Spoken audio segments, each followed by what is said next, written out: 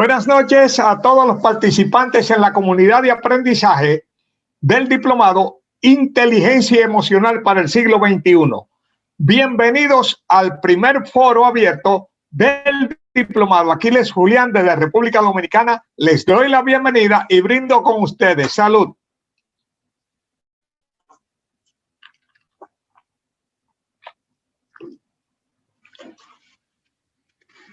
Bien, vamos a tener hoy la presentación del foro. Y entonces, lo primero es entender qué vamos a hacer. Y lo que vamos a hacer es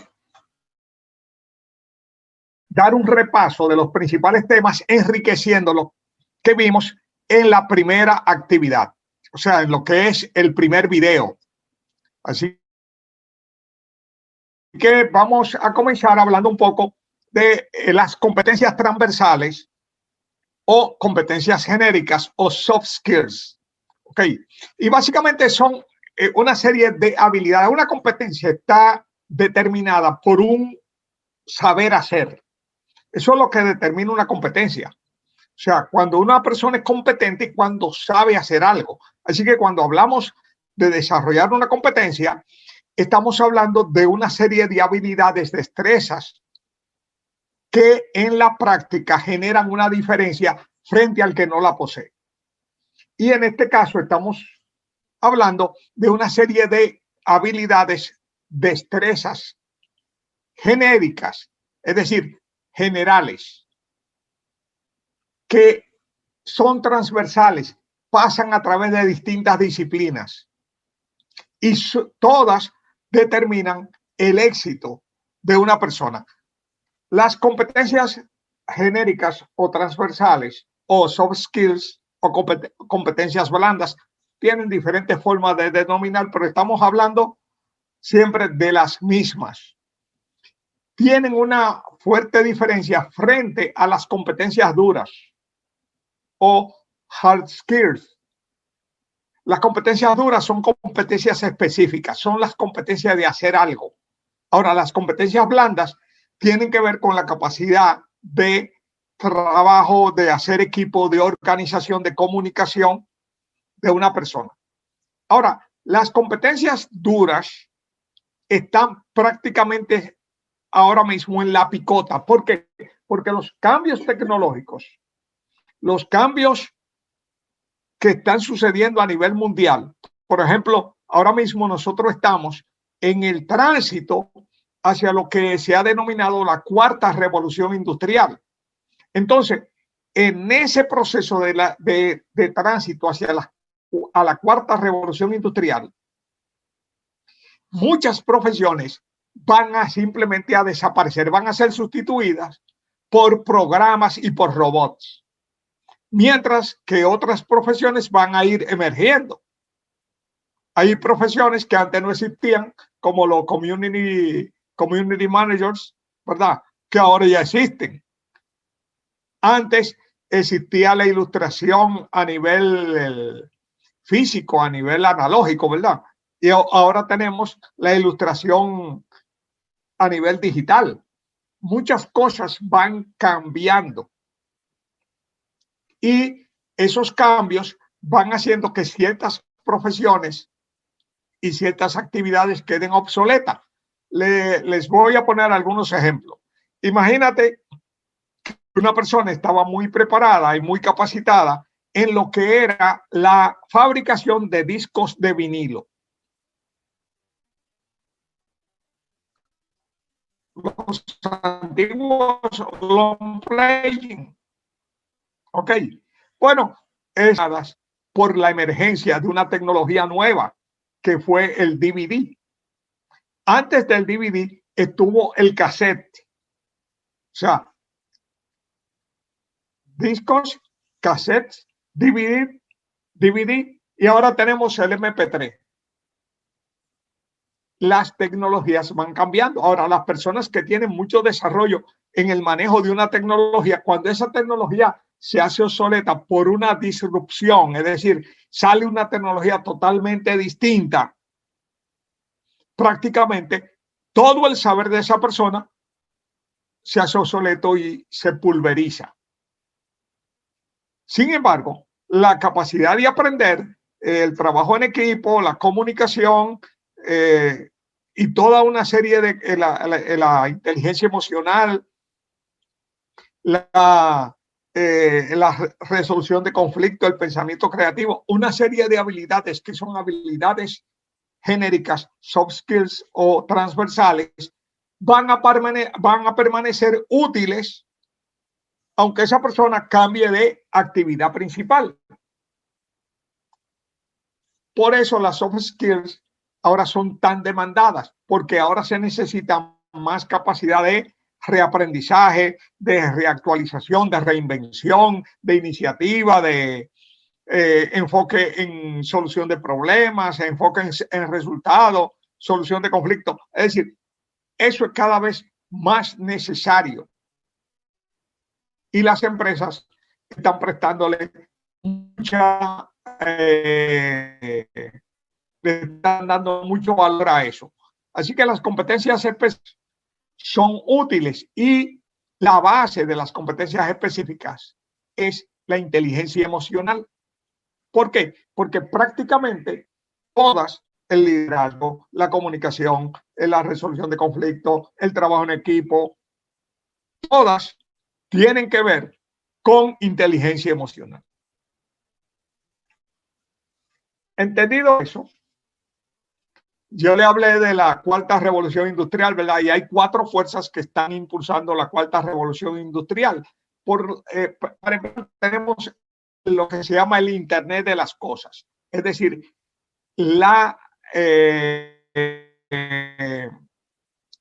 decírtelo, déjame buscar. El ponerle chips, ¿verdad? El ponerle chips a casi todas las cosas para que puedan operar de forma inteligente. Otro ejemplo de eso, los vehículos que se manejan en automático, sin piloto, sin conductor. Antes parecía ciencia ficción, ahora cada vez más están inventándose. Entonces tú dices, ¿y los camioneros y los taxistas?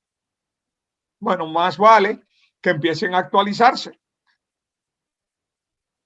Porque la sociedad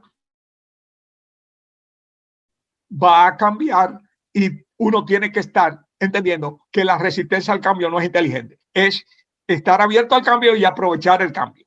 ¿Ok? Así que las competencias transversales son sumamente importantes. Ahora, dentro de esas competencias, la importancia de la inteligencia emocional es altísima. ¿Por qué? Es una buena pregunta, ¿verdad? Bueno, observa el mundo. Prácticamente nosotros estamos viendo en la primera plana de los periódicos los resultados de la pobreza en la inteligencia emocional. Es decir, conflictos, crímenes, hogares que se destruyen, vidas que se destruyen, que se laceran, conflictos entre regiones, entre poblaciones, entre naciones, conflictos entre empresas.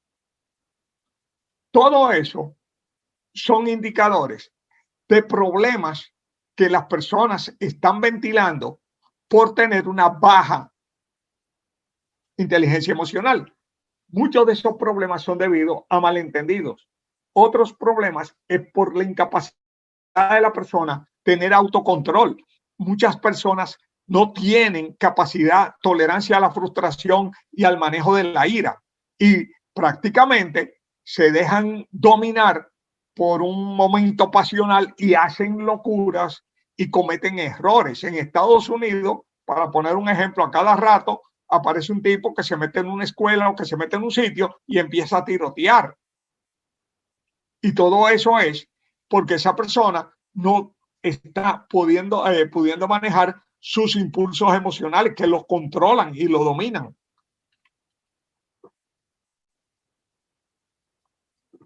Así que ahí tenemos, ¿verdad? Un elemento sumamente importante con respecto a la... Espérense un momentito.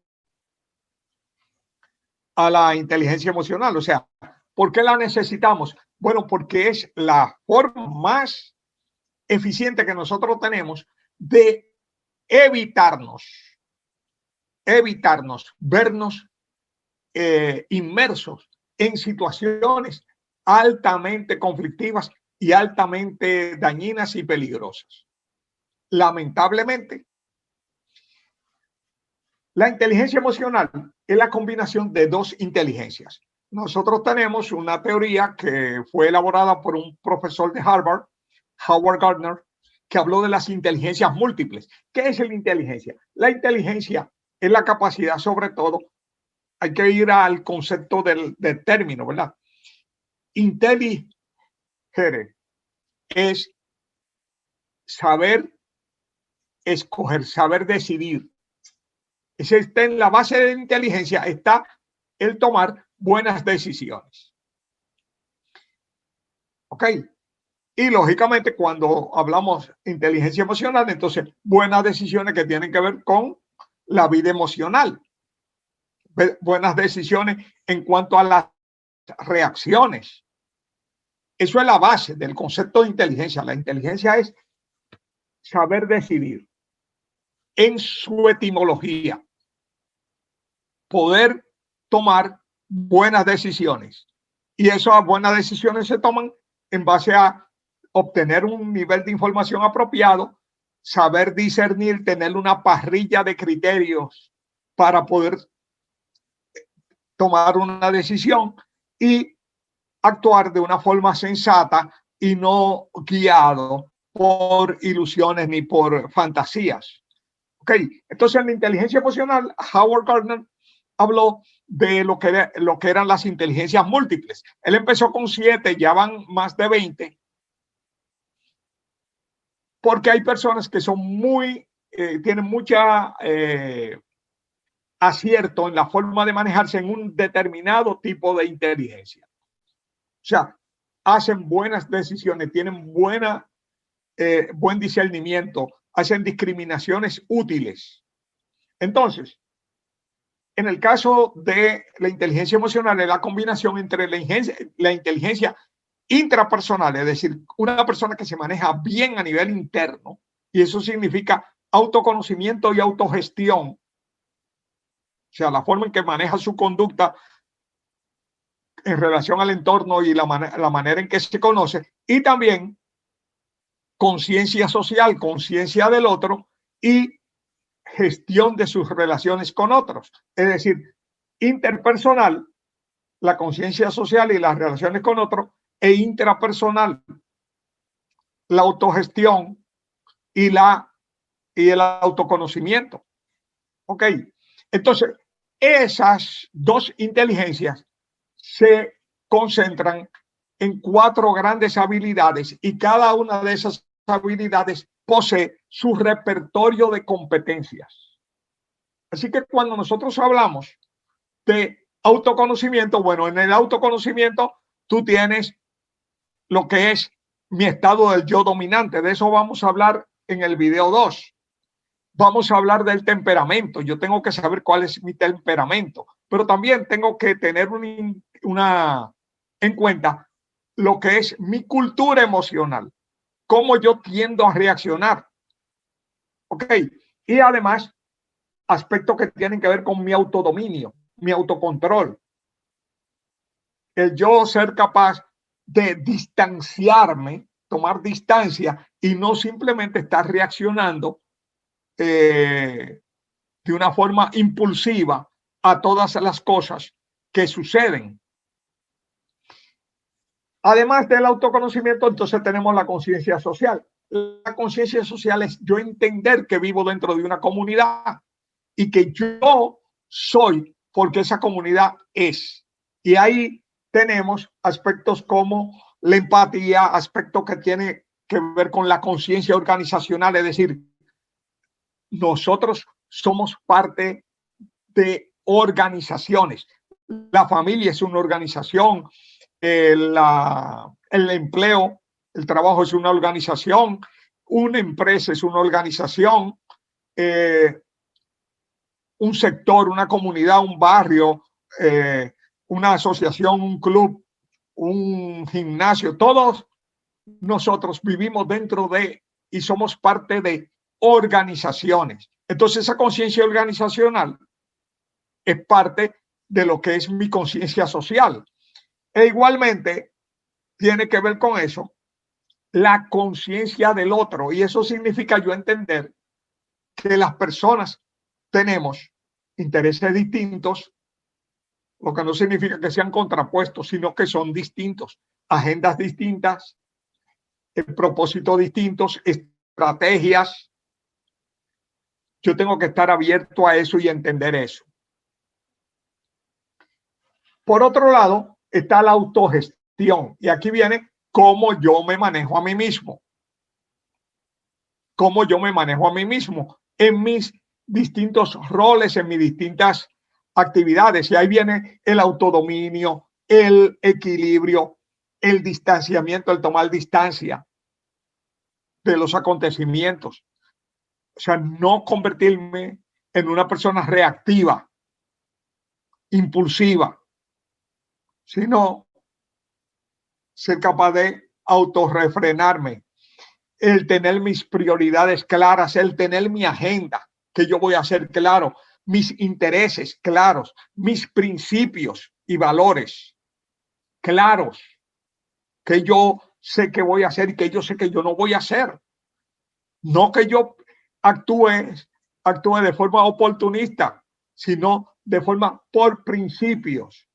La integridad, el yo ser una persona fiable, una persona que tenga valores como la lealtad, valores como la honestidad, valores como la responsabilidad, tener una orientación al logro, es decir, estar orientado al logro, orientado a los resultados. Además, cultivar una actitud flexible y una actitud de adaptabilidad a las situaciones cambiantes de mi entorno.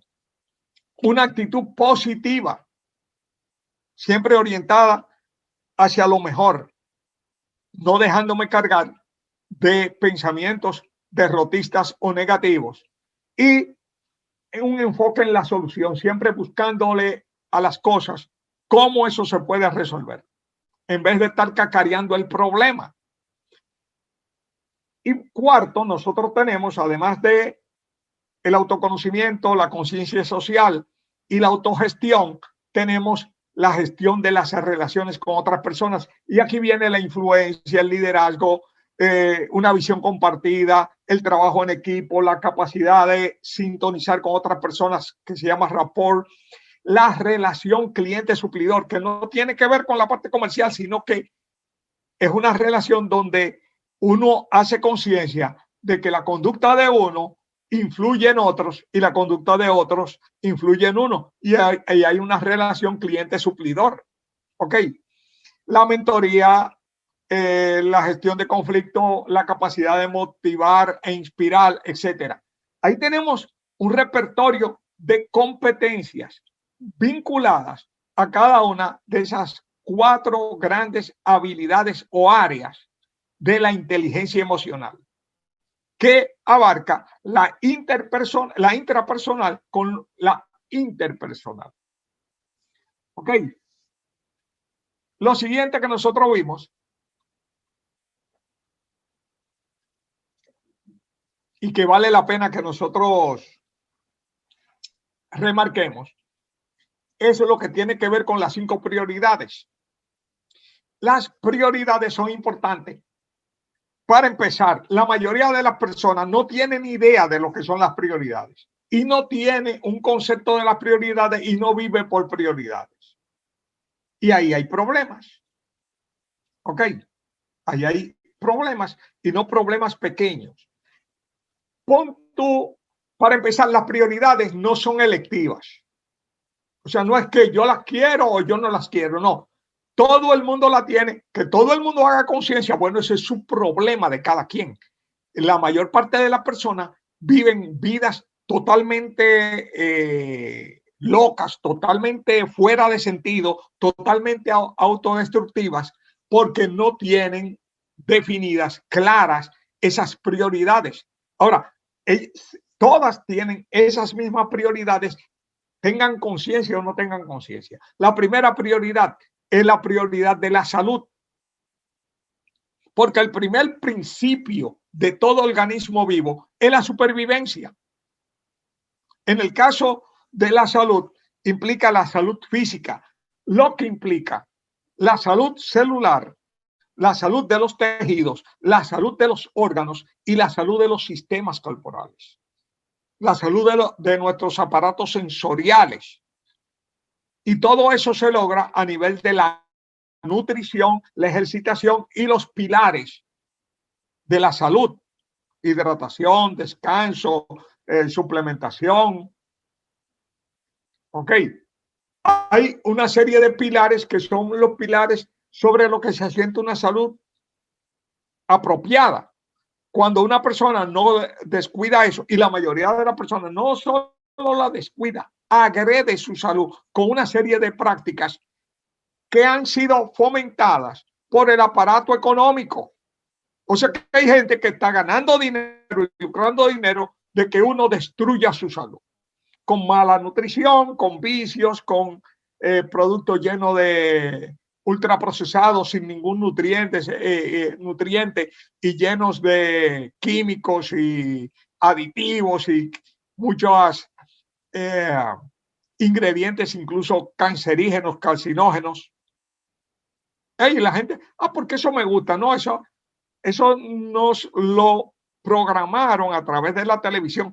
Óigame, si usted quiere saber cómo destruyen y programan la salud de la gente, o sea, la enfermedad, no la salud, programan la enfermedad de la gente desde niño, siéntese a ver los cómics, los muñequitos, los dibujos animados que le presentan a sus niños para que usted vea la perversidad de eso que usted cree que es muy inocuo y es infantil. No, porque eso no lo escribieron niños, eso lo escribieron adultos pagados por una industria que se alimenta de dañar la salud de esos niños y que los lleva a adorar comida basura y a rechazar la comida sana. Óigame, eso hay que verlo. Entonces, ese aspecto es importante porque la ignorancia sobre la salud propia es realmente una irresponsabilidad de uno. Ok. Y cuando uno oye a las personas hablar, uno se queda así. Mismas personas que después están pido oración. Bueno, pero es que nosotros tenemos una responsabilidad sobre el cuerpo. Si usted no cuida su cuerpo, el cuerpo se lo va a cobrar.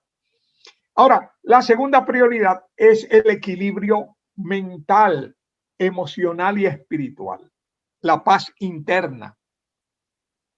Y eso requiere madurez. La mayor parte de las personas quieren llevar una vida en que se molestan o mantienen una guerra contra la realidad. Por ejemplo, ¿qué es una guerra contra la realidad? Pues imagínate que yo me moleste de mi color o de mi pelo o de cualquier rasgo físico mío. Entonces, yo voy a estar amargado contra una realidad. Es ahí donde empieza, uno no se acepta. Hay gente que no se acepta. Y cuando tú no te aceptas, tú empiezas a vivir una vida de angustia y de malestar. ¿Ok? Ahora, no hay gente mejores que otras, no. Hay gente. Y en las personas, la riqueza de la vida es la diversidad, no la homogeneidad. Fíjate esta mano. Mira, si tú notas, oye bien, cada dedo está en una posición distinta y tiene un tamaño distinto y tiene una función distinta. Y esas distinciones es lo que hace que esta mano sea útil. Imagínate que esta mano tenga 5 pulgares ya no es mano. 5 índices, ya no es mano. Ok. Es mano porque tiene elementos distintos, en posiciones distintas, con funciones distintas, pero que en conjunto crean una posibilidad sistémica de acción. Bueno, así es la vida. Así que yo no tengo que estar, si soy el pulgar, o sea, preocupándose porque yo no soy el meñique. Entonces está el meñique preocupándose porque no es pulgar. Pero necesitamos el meñique y necesitamos el pulgar. La primera cosa que uno tiene que aprender es a aceptarse. Aceptarse, ver su fortaleza, ver su grandeza y entender que ninguno es superior al otro. Todos tenemos un espacio y una función y una tarea. Y en ese espacio, esa función y esa tarea somos extraordinarios y superiores a cualquiera. Pero el otro, el cualquiera, también tiene su función, su tarea, y en su tarea y su función es extraordinario y superior a mí. Ven, todos nos necesitamos, todos necesitamos del otro, por eso la conciencia social es tan importante. Entonces, la prioridad del equilibrio implica yo aceptarme, yo amarme, yo respetarme. Y a partir de mi aceptación, de mi amor hacia mí y mi respeto, tener aceptación y amor y respeto hacia las demás personas. Y no sentirme disminuido, sino valorar lo que yo tengo de extraordinario. Todas las personas tenemos una parte extraordinaria que yo le llamo la zona de luz, una parte mediocre, una parte ordinaria, una parte en que no somos buenos, la zona de penumbra, y todos tenemos una parte torcida y dañada, todos sin excepción. Ok, así que ¿en qué debemos construir en nuestra zona de luz? Ok, y es la zona donde debemos concentrarnos. La tercera prioridad es la salud relacional, y eso tiene que ver con cómo yo me llevo con las otras personas. Y ahí es donde está el yo alimentar la zona de luz de las demás personas. Ver siempre en cada persona lo mejor que tiene. Consciente de que también tiene un área donde es mediocre y tiene un área donde es dañina. Pero yo también. Es como cuando tú tienes una fruta que tiene un lado que está en sazón, listo para comer, tiene otra área verde y tiene un área dañada. Tú no descartas la fruta, pero no te comes todas las áreas. Te concentras en comerte el área sana, el área buena. Bueno, así mismo somos las personas. Tenemos que aceptar que somos así. Yo voy a siempre en el enfoque es trabaja sobre las áreas sanas de las personas y nunca alimentes ni animes las áreas ordinarias o tóxicas del otro. Pero ten consciente de que existen. Ok, igual que uno tiene las de uno. Entonces, dar amor, respeto, compartir admiración, elogio, reconocimiento, aprobación al otro. Ok, son parte de las herramientas que usamos para crear sintonía, para crear buenas relaciones, para armonizar intereses, para aunar esfuerzos y para crear una visión compartida y relaciones gana-gana, donde uno procura el beneficio y el bienestar del otro, a la vez cuidando el beneficio y el bienestar de uno. La cuarta prioridad es la salud financiera. Y la salud financiera es importantísima. Muchas personas viven de espalda a las finanzas. Pero sin buenas finanzas, las otras prioridades son difíciles de alcanzar.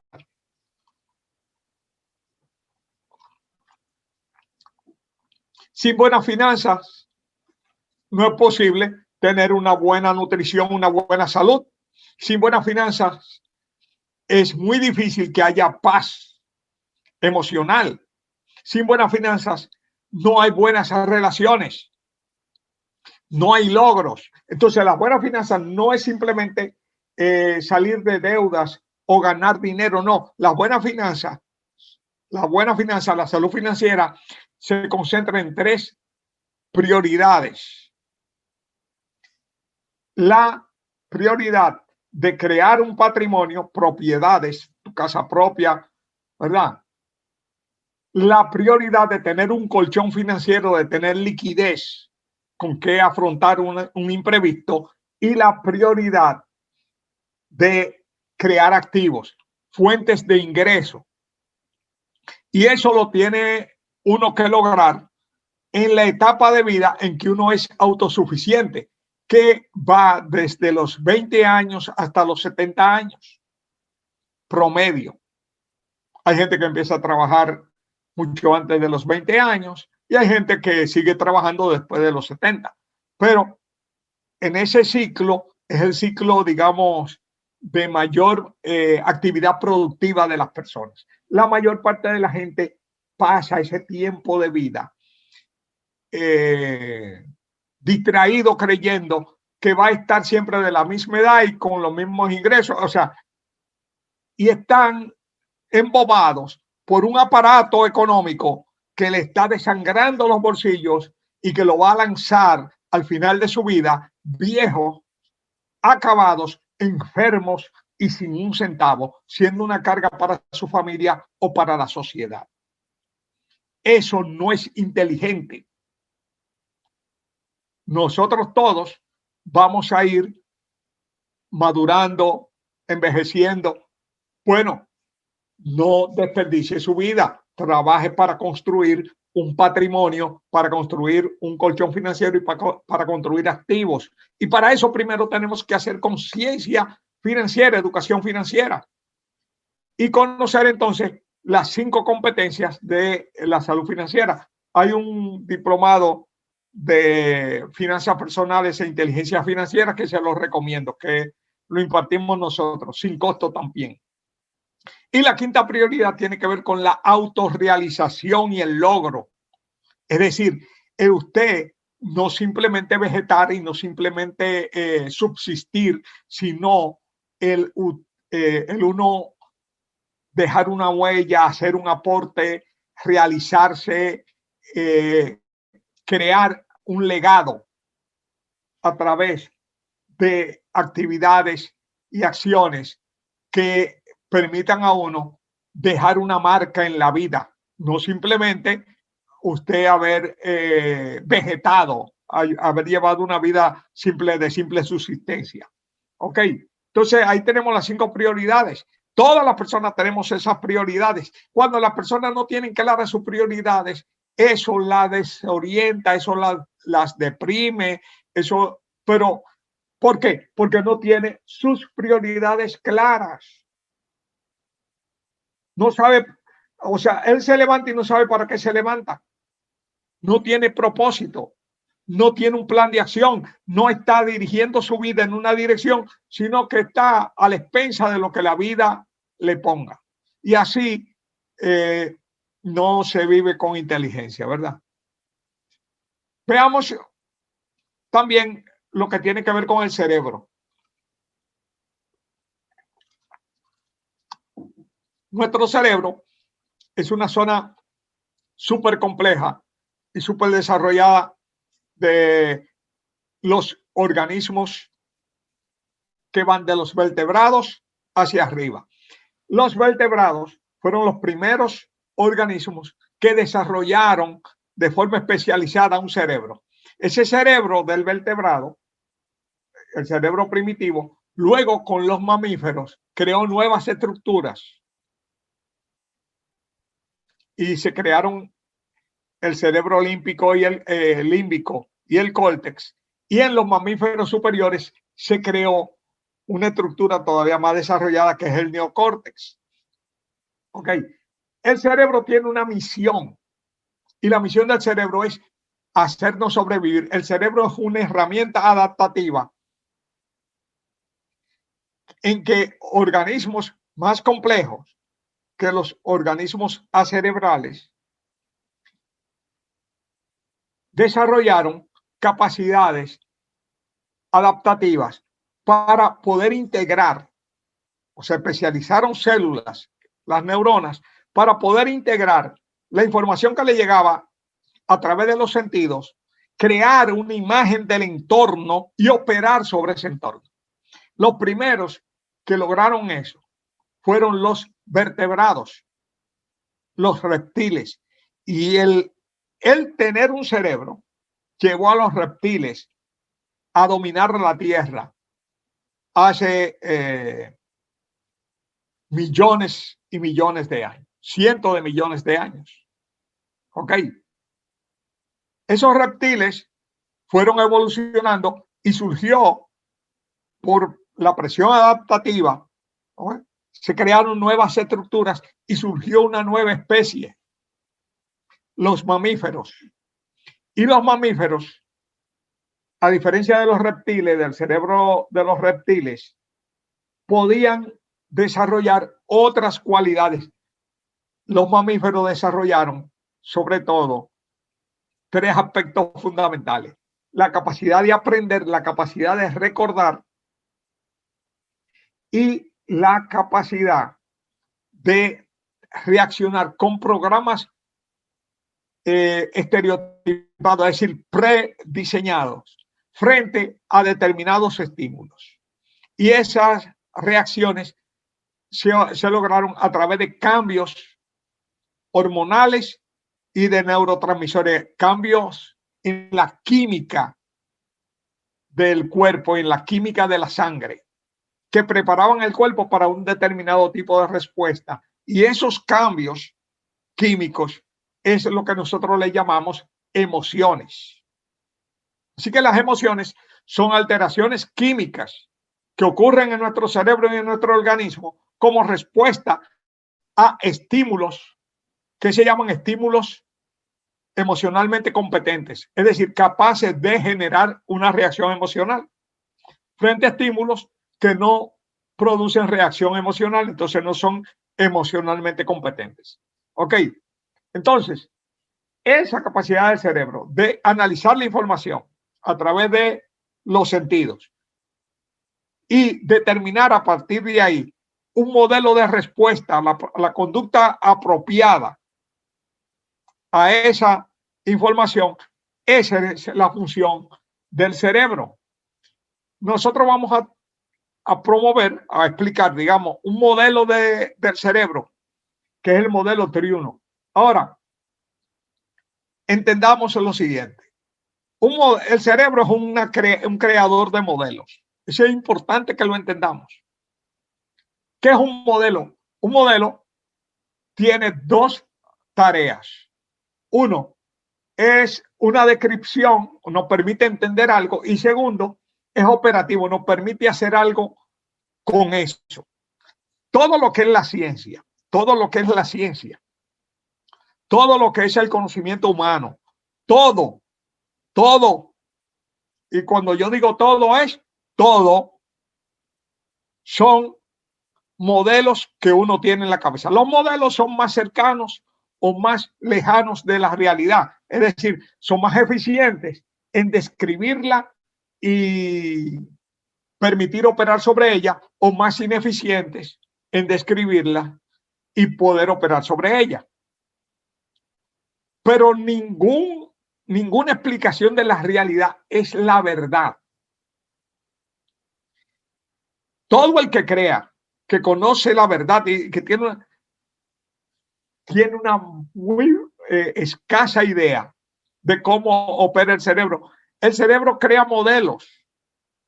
Ahora, esos modelos pueden ser más prácticos o menos prácticos, más cercanos a cómo las cosas suceden o más lejanos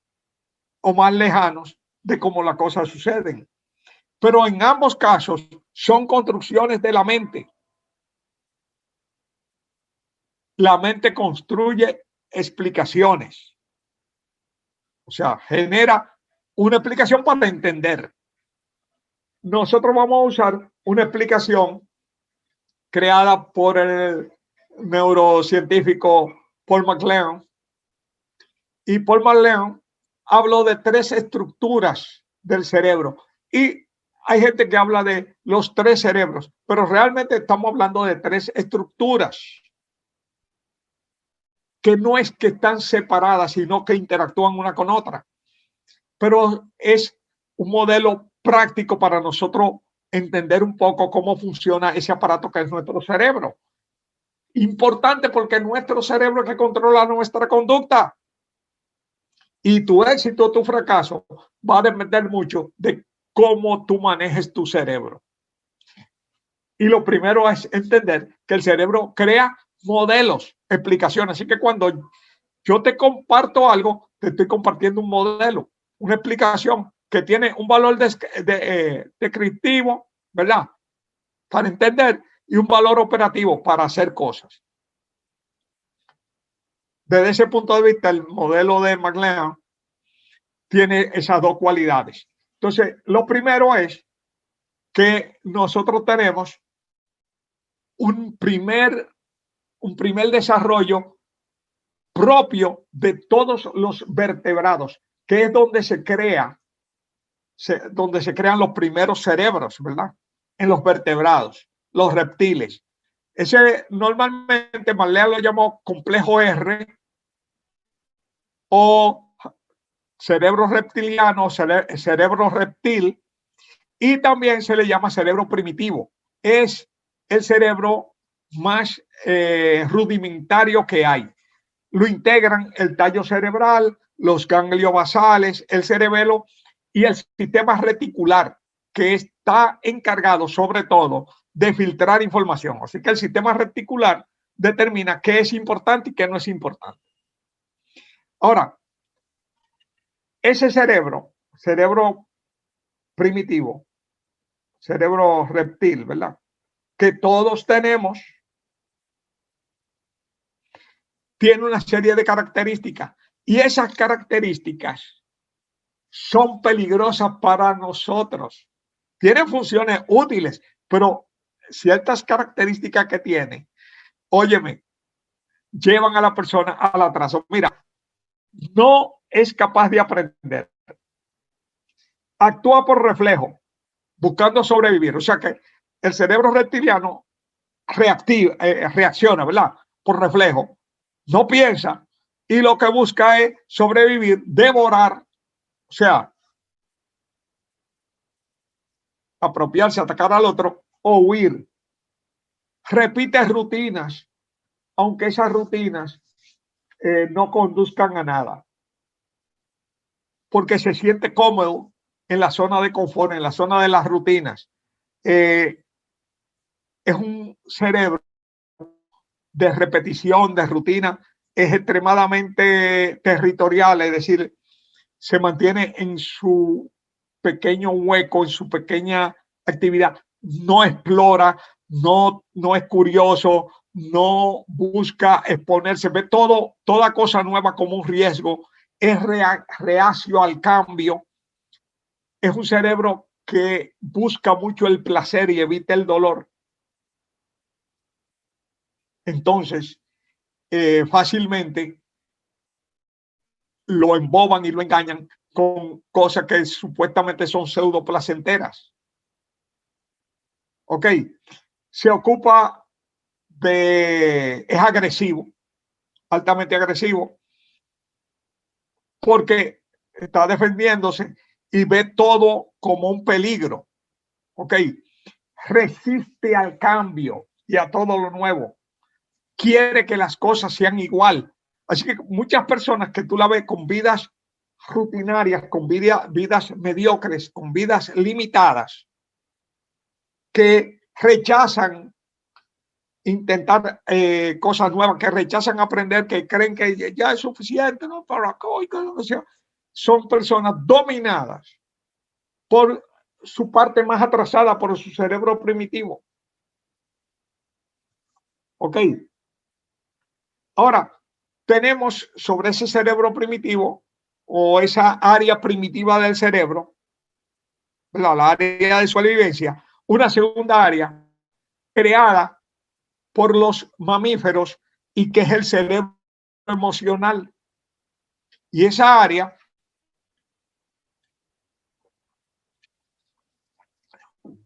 lo integran el hipocampo, lo integra la amígdala cerebral, la corteza orbitofrontal, es decir, la parte del córtex que procesa los estímulos que llegan del cerebro, de la parte límbica, del sistema límbico, ¿verdad?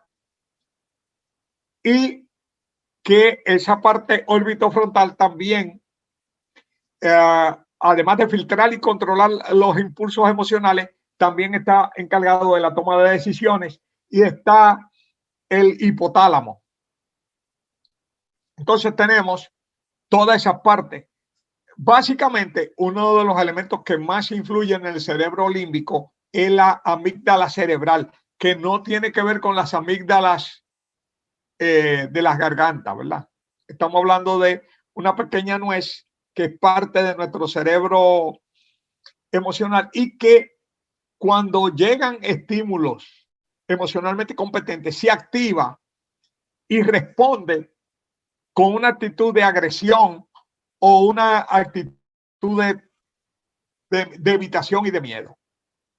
Esa amígdala cerebral genera muchas respuestas extremas a nivel de la conducta. ¿Ok? Y cuando se le extirpa a algunos animales, animales que antes eran extremadamente agresivos, se vuelven dóciles. Y los estímulos que antes lo ponían frenéticos, ahora no reaccionan por precisamente la ausencia de la amígdala. Básicamente propio de los mamíferos y generan respuesta, las emociones son respuesta a programas estereotipados a los estímulos, es decir, que reaccionamos con la risa o con el dolor o con la ira. Son modelos que fácilmente tú puedes saber cuando una persona está en un estado de pena o está en un estado de asco o está en un estado de alegría, de risa o está en un estado de tristeza o dolor o ira, porque hay cambios en su expresión facial, en su expresión corporal que te lo indican. ¿Ok? Y son cambios estimulados por lo que se llaman los estímulos emocionalmente competentes, es decir, estímulos que afectan la respuesta emocional de las personas. Y estos estímulos pueden desencadenar neurotransmisores. Algunos de esos neurotransmisores son lo que se le llaman las hormonas de la felicidad, la oxitocina, la serotonina, las endorfinas y la dopamina. Otras pueden ser las hormonas del estrés, noradrenalina, adrenalina y el cortisol, según la calidad del estímulo que la persona sienta. ¿Ok? Y algunas respuestas típicas de cambios emocionales son, por ejemplo, se eleva el ritmo cardíaco, existe la vasoconstricción, es decir, hay cambios en el flujo sanguíneo, cambio en el tono muscular, palpitaciones, etcétera, cambios en el ritmo respiratorio, es decir, se producen cambios en la sudoración. Todos esos cambios fisiológicos están asociados a determinados neurotransmisores y a determinadas respuestas estereotipadas a nivel emocional. Y en la tercera estructura es una estructura de apenas 3 centímetros, 3 milímetros de grosor, que es una serie de 6 capas de células que se crearon a nivel del frontal y el prefrontal. Y es lo que nosotros le llamamos materia gris, y es el neocórtex. Y ese neocórtex es propio de los mamíferos superiores. Aquí tenemos a los primates y tenemos a los humanos. Ahora bien, el cerebro humano contiene un estimado de 150.000 millones de neuronas. Ok. Una especie más cercana a nosotros, los gorilas, su cerebro es de 8.000 millones de neuronas. Oye, 150.000 millones de neuronas a 8.000 millones de neuronas, eso te da una diferencia significativa. Una rata, un ratón, tiene 6.000 millones de neuronas en su cerebro y una abeja apenas 7.000 neuronas. Para que veamos la diferencia en cuanto a la complejidad del cerebro humano. Cada neurona puede lograr hasta 10.000 conexiones sinápticas con otras neuronas. Que pueda y que lo haga son distintos. El que lo haga depende de de abrirnos a nuevas experiencias, de vivir nuevos aprendizajes, de incorporar nuevas informaciones. Las personas que se mantienen en una zona de confort, cerrados a nuevos aprendizajes, a nuevas experiencias, reducen su capacidad de enlaces sinápticos y tienen cerebros más pobres y más disminuidos. ¿Ok? El cerebro, esa parte del neocórtex, nos saca del aquí y el ahora, porque nos permite imaginar, nos permite visualizar, nos permite plantearnos ese escenario, controla los impulsos y nos permite anticipar las reacciones y entonces decidir cuáles reacciones vamos a aplicar. Ok, evita que hagamos cosas que luego generen mayor daño y que nos colocan en una situación peor, es decir, nos hace humanos, ¿ok? Regula nuestros impulsos y es realmente un cerebro espectacularmente importante.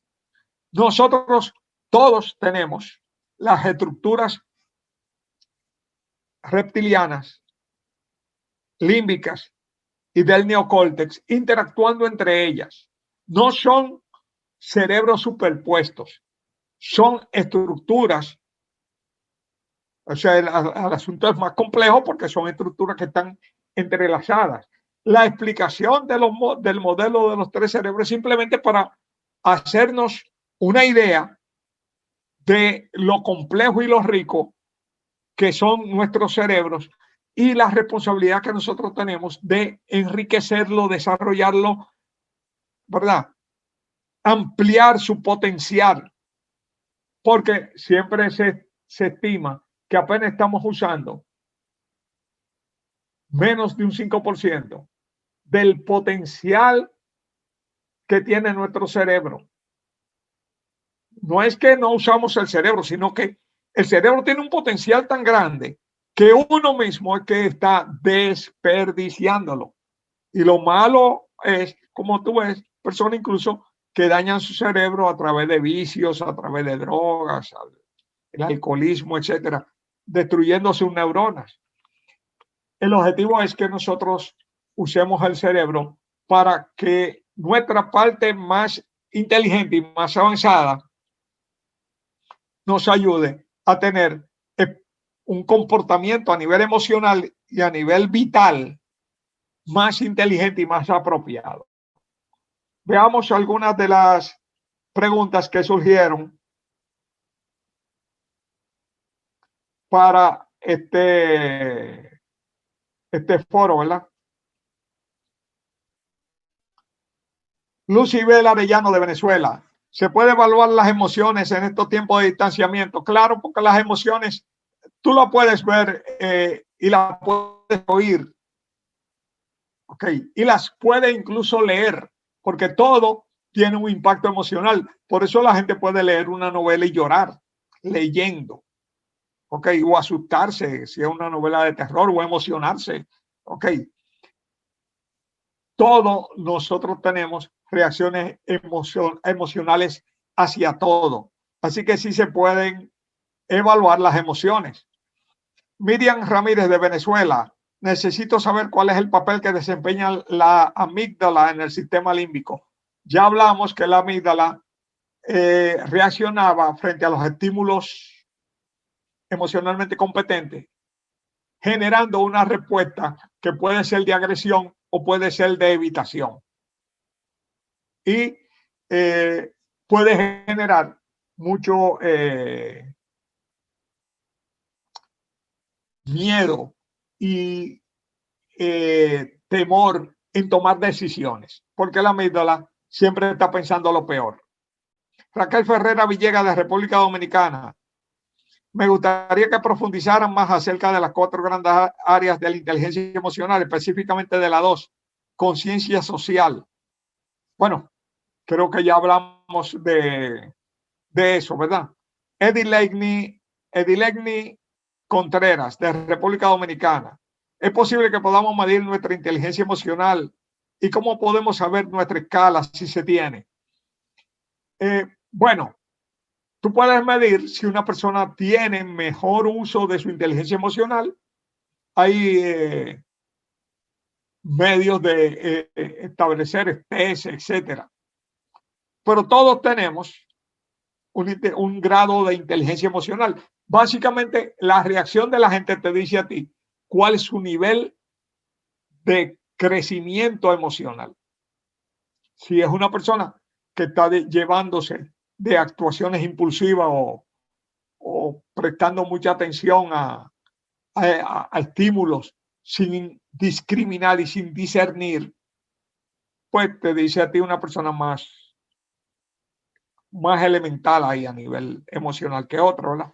Cuando desaprendemos para aprender, ¿qué pasa a nuestro hemisferio cerebral?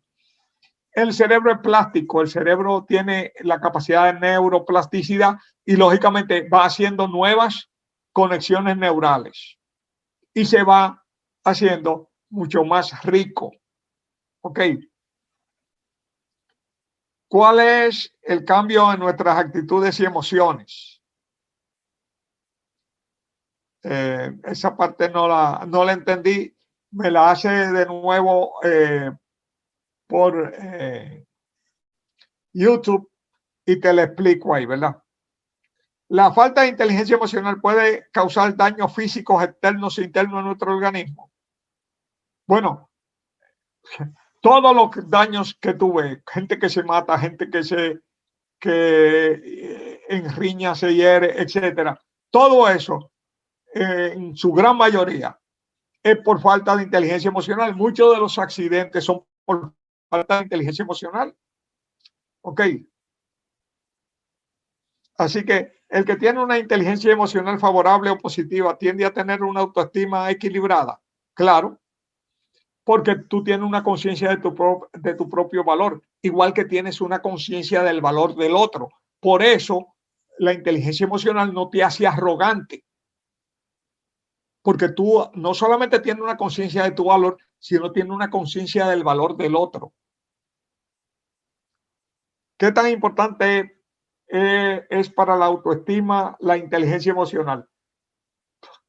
El corazón de la autoestima y la inteligencia emocional.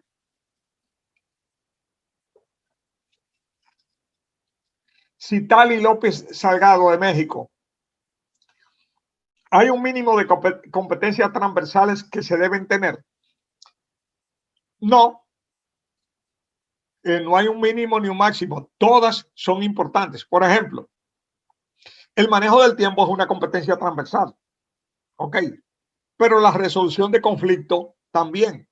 La comunicación es importante y también es parte de la competencia transversal, pero la creatividad también.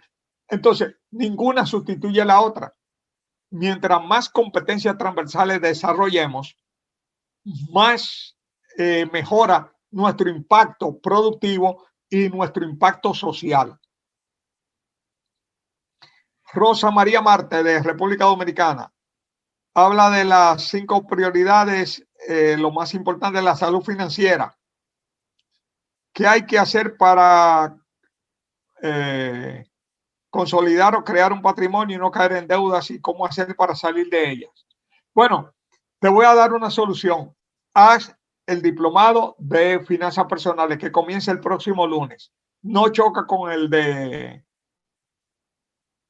inteligencia emocional, porque ahí se trabaja exactamente esa parte. Lucibel Arellano, de Venezuela. Cuando una persona es callada, se aísla, tiene pocas relaciones interpersonales, la juzgan, la hacen sentir mal, su reacción es alejarse aún más y guardar silencio. Esa es la actitud que asume. ¿Cómo fortalecer para tener un desarrollo y crecimiento personal? Básicamente, hay temperamentos como el melancólico, de eso hablaremos el próximo viernes, ¿ok? Que tienden a ser más sensibles y que tienden a ser un poco asociales, un poco más reservados. También hay una tendencia social maligna de criticar, de hacer bullying, de humillar al otro. O sea, eso es parte de la cultura dañina social. Pero las personas nos conviene aprender a descubrir nuestros valores. La opinión del otro no determina lo que uno es. Entonces, hay que aprender a tener un poco de cariño por uno mismo, valorarse uno mismo y entender que el otro, cuando habla, está hablando de él y no de uno. Todas las personas, cuando sacan algo de su boca, están hablando de ella y no de uno. Dicen que de la abundancia del corazón habla la boca. De la abundancia del corazón, ¿de quién? Del que habla. No del que... O sea, yo puedo estar hablando de una persona, pero realmente yo conozco a esa persona. No, el que está hablando soy yo. Y yo estoy hablando de lo que está en mi corazón, no de lo que esa persona es. Así que la persona que tiene una actitud de retraimiento puede sentirse menos que las demás, pero nadie es menos que nadie. Tampoco nadie más que nadie. Somos distintos. ¿Ok? Somos distintos. ¿Qué es mejor y quién es mejor, el serrucho o el martillo?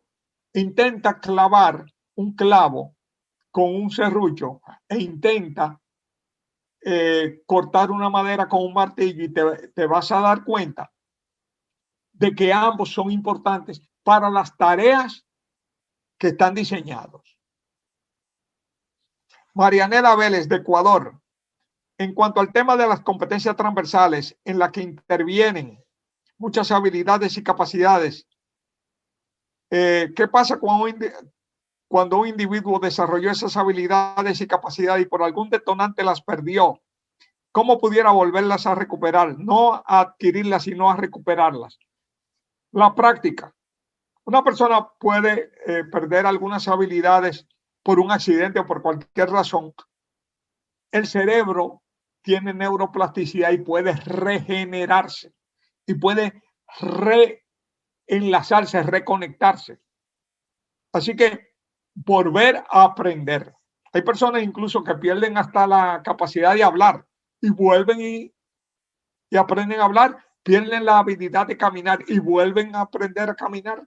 Todo es reaprendible. El cerebro es una máquina de aprender. Etmer Orlando Muñoz, de Guatemala. cómo volvernos agentes de cambio dentro de una sociedad en la que el estrés es parte importante del diario vivir y eso afecta de manera directa el desempeño de nuestro trabajo.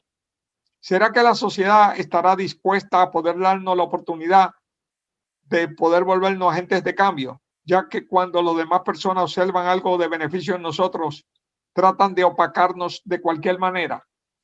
Aquí, Hermer, lo que hay es como mucha importancia a la opinión del otro. Enfócate en hacer tu parte y en aportar. Y el otro que opine, el otro que opine. Hay personas que entran a los diplomados nuestros, ¿verdad? A opinar que no les gustan los videos. Bueno, es un problema de ella. ¿Hay alguna forma de uno lograr que a los otros les gusten todo lo que uno haga? No, pero uno debe dejar de hacer lo que uno quiere hacer por la opinión del otro. No, la opinión del otro es la opinión del otro. Ahora tú te enfocas en lo que tú quieres hacer, en lo que tú quieres lograr, en buscar la forma de que lo que tú hagas tenga un impacto positivo en otras personas. Positivo. Que van a haber críticas. Es un problema del otro. Un problema del otro. Cuando la gente habla, recuerda, habla de ellas, no de ti. No de uno. Porque ni uno puede hablar de uno. Dios puede hablar de uno. Jeffrey Van Heineken de República Dominicana. Si es posible que el foro se pueda tocar un poco sobre cómo lidiar con esas personas que se puede identificar con una inteligencia emocional pobre. Mira, con todas las personas, sin excepción, hay que darle cariño, amor, reconocimiento, valoración, respeto. O sea, trata a las personas como tú te gustaría que te trataran. No importa cómo ellas te traten, sino como tú las trates. De una forma u otra, tu trato va a ir neutralizando y modificando la acción de las otras personas. Yolanda Haddad de Venezuela. Cuando nos hacemos conscientes que tenemos limitantes en alguna de nuestras 5 prioridades, ¿qué podemos hacer estratégicamente para mejorar en las prioridades más débiles? En todas las prioridades, no hay prioridades débiles. Hay prioridades que tú tienes menos claras o menos desarrolladas. En todas las prioridades tú tienes que darte metas. Una prioridad es un área que tú vas a desarrollar, pero esa área la desarrolla con metas específicas. Por ejemplo, yo puedo decir, quiero mejorar mi relación con mi hijo. Yo voy a hacer esto, esto y esto para mejorar esa relación. Esas acciones son la clave y esa meta es clave. Ahora, eso está dentro de mi prioridad número 3, que es la salud relacional. Pero la salud relacional no es abstracta, son acciones concretas con personas concretas. Quiero mejorar mi relación con fulano de tal. Quiero mejorar mi relación con tal compañero de trabajo. Quiero mejorar mi relación. Entonces, es uno que la quiere y uno va a actuar para que eso se produzca. Ok. ¿Cómo podemos lograr el autocontrol en una situación de mucho estrés? Respirando y alejándonos de la situación. Dejando un poco que la situación flote y entender, muchas veces el estrés es porque otra persona está estresada y uno tiende a estresarse porque el otro se estresa. Cuando el otro se estresa, el problema es del otro, no de uno. Porque yo tengo que dejar que mis neuronas espejo me transmitan un estrés sobre el cual yo no tengo control porque estoy simplemente reflejando el estrés de otro. Si hay una persona estresada, con que haya una es suficiente. Ahora, ¿en qué uno debe enfocarse? En orientación a la solución. ¿Qué hay que hacer para salir de aquí? Imagínate que un cuarto se empieza a quemar. Entonces hay 2 personas en ese cuarto. Y entonces empiezan, se está quemando, Dios mío, se está quemando. ¿Qué podemos hacer? Hay que hacer algo, se está quemando. Y empiezan a hacer una algarabía, ¿verdad? Una bulla. porque se está produciendo ese fuego. El asunto es que en todo eso que se está haciendo, pues simplemente ninguna de las dos está resolviendo el problema del fuego. Están simplemente haciendo bulla de que hay fuego, de que hay fuego, de que hay fuego, y ninguna hace una acción para eliminar el fuego. Muchas veces las personas actúan así y lamentablemente esa es la cosa que más uno ve. Personas que están incluso echando la culpa. No fuiste tú que lo encendiste, fuiste tú que lo encendiste. En vez de enfocarse, hay un fuego, hay que apagarlo.